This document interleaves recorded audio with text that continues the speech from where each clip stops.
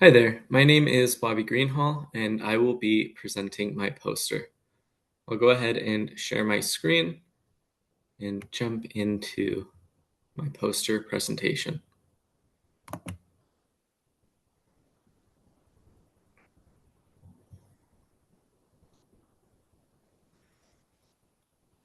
Okay, so thank you for watching my poster presentation. My poster is titled AB Changing Criterion Design for a Swallowing Intervention on an Adolescent with ASD, Autism Spectrum Disorder, and ID, Intellectual Disability Diagnosis. So my poster is focusing on the target behavior of swallowing, specifically swallowing medication. When someone can't swallow medication pills, it can lead to missed doses, reliance on alternative forms of medication, and even negative side effects from those alternatives. So this is a skill that directly impacts health, independence, and quality of life. My research question guiding this study was, can a shaping procedure help someone learn to swallow gradually increasing sizes of pill-shaped items? The participant in the study is a 14-year-old male with autism spectrum disorder and intellectual disability. He's also pre-diabetic and has been prescribed metformin. The challenge is that the extended release version can't be crushed, and the crushable version quick release causes him gastrointestinal discomfort that can lead to changes in emotional affect and in some extreme cases resulted in absences from school. Before beginning this study and this intervention, a medical assessment was conducted, as well as an assessment by a speech and language pathologist, looking specifically at the motor ability to swallow. The assessments concluded that John, the participant in this study, John Doe, using a pseudonym, has the basic motor skills needed for eating and swallowing, but that the participant isn't able to swallow pills. Ruling out medical reasons for the behavior of swallowing pill-shaped objects, we selected this target due to a lack of the skill being admitted and it acting as a barrier to some forms of effective medical treatment, thus making the skill highly relevant and socially significant to target. If we go down and we look at the literature here, we see that this is an uncommon issue. Research shows that individuals with ASD or intellectual disabilities often need systematic instruction to acquire pill swallowing skills. More specifically, shaping procedures where we reinforce small steps towards a final goal have been shown to be effective in teaching complex behaviors such as this. Several studies have successfully used gradual increases in pill size or pill size shaped objects to build this skill. Moreover, I went through a number of Piazza authored studies as the author, have an extensive research background in swallowing and feeding behaviors. Moving on to the methodology, for this study, I used a changing criterion design, which is useful when you're gradually increasing expectations over time or implementing shaping procedures.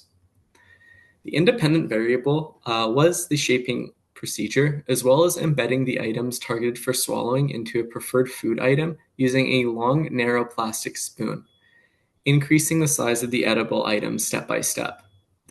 The dependent variable was whether the participant could swallow the item without chewing. And then objective criterion of this target behavior is specified in the following section that I'm highlighting right here. So data was collected on each attempt, scoring it as correct or incorrect. And then that raw data was converted into a percentage correct score for each session for display on the graph above the methodology section right here.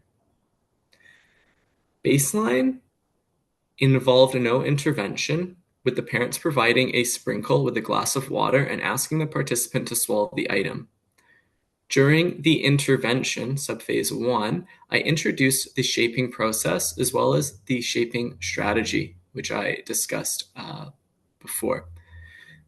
This was To recap, embedding the item in food alongside using a long plastic narrow spoon to allow for a deeper insertion of the food item and the item targeted for swallowing, while simultaneously allowing the participant to close their mouth around the spoon and swallow while the spoon remained on their tongue. So this approach via spoon use mirrored a study by Milnes and Piazza et al. 2019. In summary, the items selected gradually increased in size across subphases. Each time the item was embedded in yogurt by myself, the participant then took the spoon and self-fed, and reinforcement was provided for successful attempts as well as participation. Differential reinforcement was used, in which the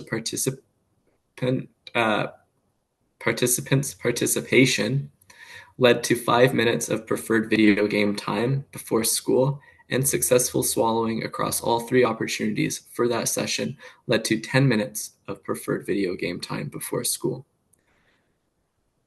The movement to the next level or the next subphase only occurred after the participant showed consistent success of 100% of opportunities, with 3 opportunities per session across 3 consecutive sessions. I should mention too, as we can see from the data, there was a subphase in which success did suddenly drop, and I will get into that now as we go over the results. So in baseline, we can see that performance was inconsistent and never reached mastery. As soon as intervention started in subphase 1, we can see there was a clear jump in performance to 100% success across 3 consecutive sessions, showing a strong effect of the independent variable on the dependent variable. However, in subphase 2, performance dropped and became a variable. At this time, I was suspicious that the change in the dimensions of the stimulus targeted to be swallowed was too large of a departure from the previous subphase. So I discontinued this subphase and selected an item that was still larger than the previously successful subphase, but had more in common with the shape of the previously successful subphase. What is interesting that once this change was made in subphase 3, performance immediately improved again and stayed high through subphase 4. I believe this to have confirmed my suspicion that the items used for those subphases have more in common in regards to the mentions of subphase 1, and that this quality seems to be conducive to success for this participant. Moving on to the discussion part, overall, the results support the use of shaping to teach pill swallowing. The difficulty in subphase 2 likely wasn't just about size. It may have been due to the change in shape of the stimulus as discussed. When the shape returned to something more similar to earlier items, performance did improve again. This suggests that when teaching this skill, it's important to consider not just size, but also the form of the item.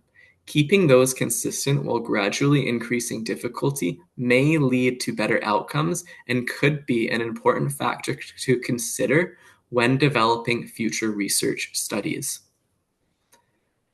That concludes my overall poster presentation. And if you have any questions or comments, please feel free to reach out, and I'll be more than happy to respond. Thank you. Have a good day.